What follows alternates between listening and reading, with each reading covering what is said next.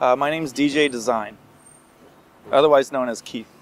It was the Sugar Hill Gang track when I was maybe 11 years old.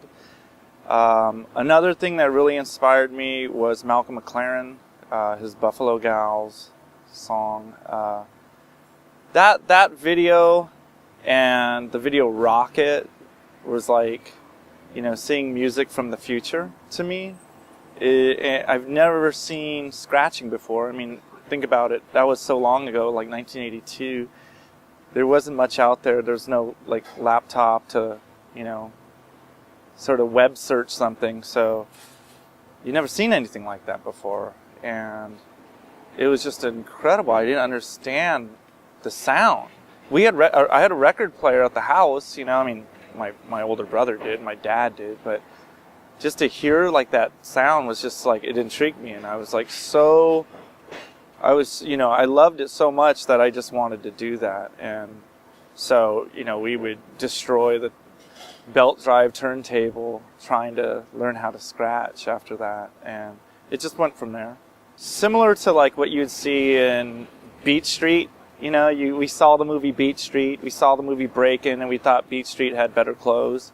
So we started dressing, in sort of Puma sweatsuits and TI and, Nike track jackets and stuff like that. And we'd go to things like Chuck E. Cheese and do breakdancing and stuff. So those are early memories that were really fun. And hearing like original music that I never heard before on people's like boom boxes while they were breaking, So those are some early, I'd say, teenage memories of really enjoying and thinking this is like the most awesome movement ever, When it comes to DJing, I think people have almost like a fingerprint to what their scratching style is. And so I think, if you listen to my DJing on records, you would hear the way I scratch and what patterns that I use. And I would say like that's one way that makes me different than hearing other people. There's probably like people see a big contrast in what I look like versus the stuff that I spin. So, you'll hear from me like gully shit all day, like I play a lot of like Mobb Deep and variations of, that kind of sound a lot when I DJ. And so people will come to see me DJ and they'll expect to hear a bunch of pretty music, and it's not. It's like bringing the pain and bringing the ruckus. I'd say making my drums sound better, that's always been a big opportunity for me. Always trying to find, the best sounds.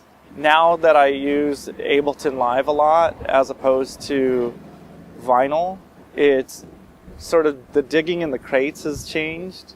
Digging in the crates now is going to the piratebay.org and digging through their crates to find new records to sample. And so, we're living in the 21st century, and it's made things a lot easier, but also makes things a lot more mysterious, especially when it comes to sampling. Because if you think about, going to a record shop and digging through vinyl, you look at back then we would look at a lot of album covers, and just looking at the front cover or looking at the back cover of, what instruments were played, for this particular record, that made things a lot more, giving you clues to what the music's going to sound like.